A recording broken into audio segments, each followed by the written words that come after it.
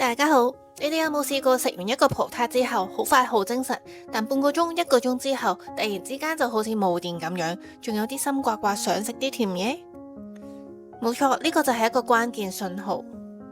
各位為咗塊面爆緊瘡，成日都冇精神，減極都減唔到肥嘅朋友，你哋好，歡迎返嚟我個 channel。呢排我睇咗本書，好似點醒咗我咁啊，話咗俾我知點解我個肚腩會越嚟越大個，同埋下晝食完飯之後點解成日都會瞌眼瞓。呢本書叫做《控糖革命》，作者係一個法國嘅葡萄糖女神。今次呢，我就會分兩集同大家深入淺出咁樣拆解呢個革命到底係講緊乜嘅。首先我要介紹下呢位好特別嘅作者先，佢叫傑西安佐斯佩，佢個名叫做葡萄糖女神，聽落好似好網紅咁，但佢嘅背景呢，好猛料㗎。佢係一個法國人，佢讀嘅係英國倫敦國王學院數學系，之後再攻讀美國喬治敦大學生物化學碩士。呢個組合好得意，數學訓練呢令佢有極度重視數據同埋邏輯，生物化學呢就係佢解剖身體運作嘅手術刀。佢嘅轉捩點發生喺19歲，一次嚴重嘅意外令到佢飽受慢性疼痛嘅折磨。喺漫長嘅康復路上，佢發現傳統醫學好擅長處理急性病，但對於點樣令人活得更加好就冇乜辦法啦。於是佢做咗個好大膽嘅決定，就係將科學研究用喺自己身上。佢連續30日帶住個動態血糖儀去實時監測唔同食物對自己血糖嘅影響，結果令佢大開眼界啊！原來一杯果汁會引起血糖海嘯，竟然比食一塊麵包更加得人驚。一碟沙律嘅進食次序可以改寫成個下晝嘅精力狀態。佢將呢啲發現分享到 Instagram， 冇諗過呢，而家已經引嚟咗超過500幾萬人去 follow 噶啦。佢唔係賣幻想，而係提供一套有人實證同埋科學文獻支持嘅生活操作系統。呢本書呢，唔係另外一本恐嚇你要戒糖嘅書，而係俾出咗3個會徹底改變我哋點樣睇食物嘅觀念。第一個革命，敵人原來隨處都喺度㗎。傳統呢，就覺得淨係糖尿病人先要監測血糖啦，但作者指出血糖波動過大係一種極度普遍嘅亞健康代謝狀態，影響住絕大多數飲食西化嘅都市人。你可能冇病，但你感覺到疲勞啦、焦慮啦、皮膚問題啦，呢啲都係徵兆。第二個革命，新鎖定嘅目標，重點唔係要完全消滅碳水化合物，而係要避免餐後出現急劇嘅血糖峰值。個峰值係山峰個峰，一個平穩嘅血糖平原，遠比一個充滿尖峰嘅過山車更加健康。第三個革命係要用更加聰明嘅戰術啊！最強大嘅武器呢，唔係意志力，而係策略。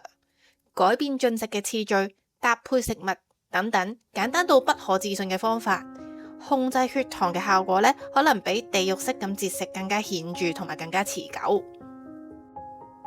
咁血糖係點樣喺你身體入邊搞破壞嘅呢？咁首先我哋要認識下葡萄糖同埋果糖嘅分別。葡萄糖呢係全身細胞都可以用嘅能量，果糖呢幾乎淨係可以由肝臟處理，佢呢會直接轉化為肝臟脂肪㗎。有一個震撼嘅例子就係研究咗2組人，其中一組人呢就係飲葡萄糖飲品，另一組人呢就飲等同熱量嘅果糖飲品。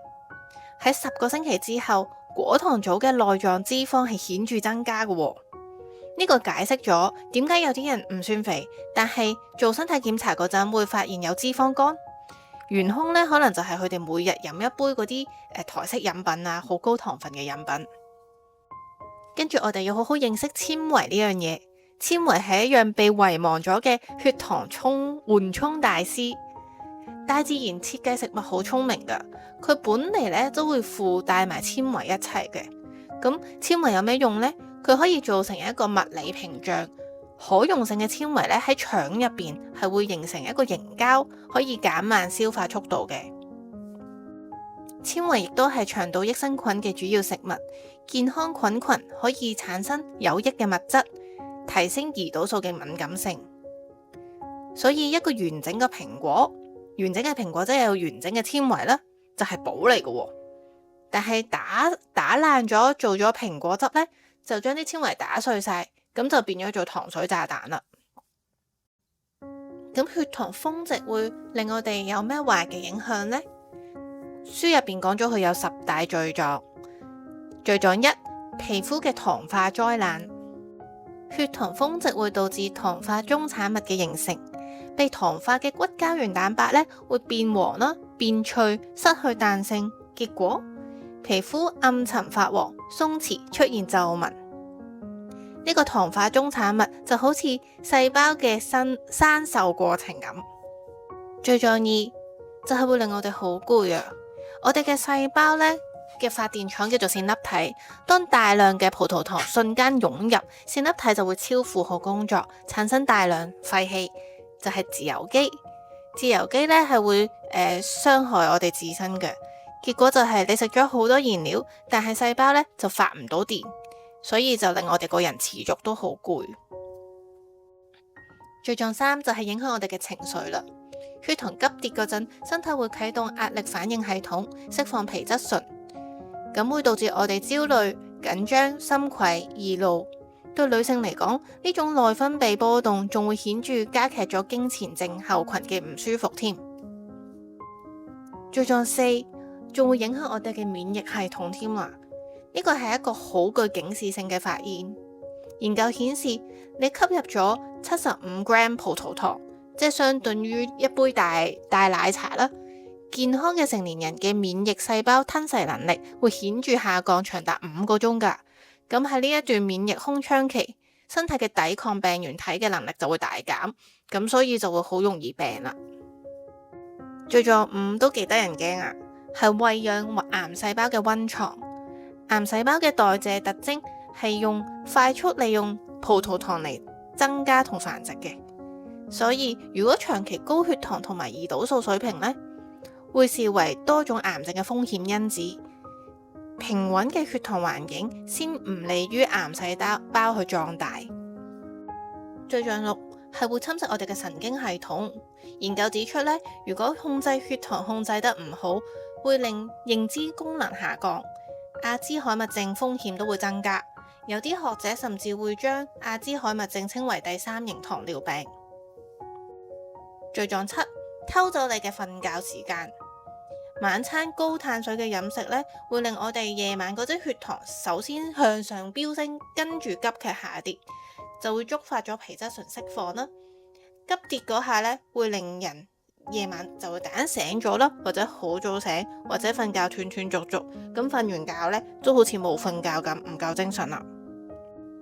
罪狀8，血管內皮嘅慢性損傷。血糖峰值產生嘅自由基呢，會持續咁刮損我哋血管嘅內面嘅皮，會令到更加容易積聚啲脂肪，跟住呢個就係形成血動脈硬化斑塊嘅起點。罪狀9，擾亂性荷爾蒙會引發多囊卵巢綜合症。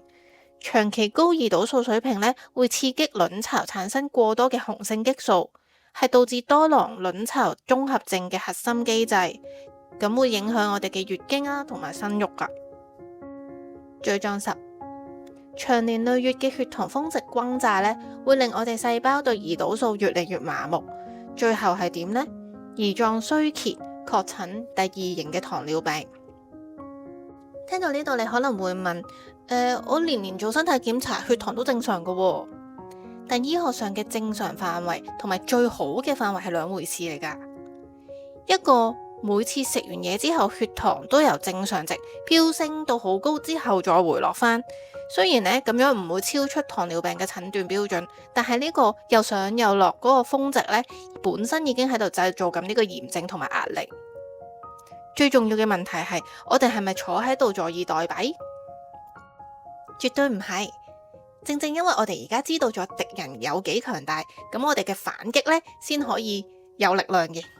好消息係，要逆轉呢一切呢，其實唔需要去捱，唔需要好辛苦噶。喺下一集，我將會好完整咁披露翻書入邊最強嘅10大無痛控糖生活法。你會學識第一，點樣食飯可以令血糖峰值打個7折，關鍵竟然只係調轉啲食嘢次序。第二，點樣飲醋可以變成控糖黑科技，1湯匙嘅醋嘅神奇功效。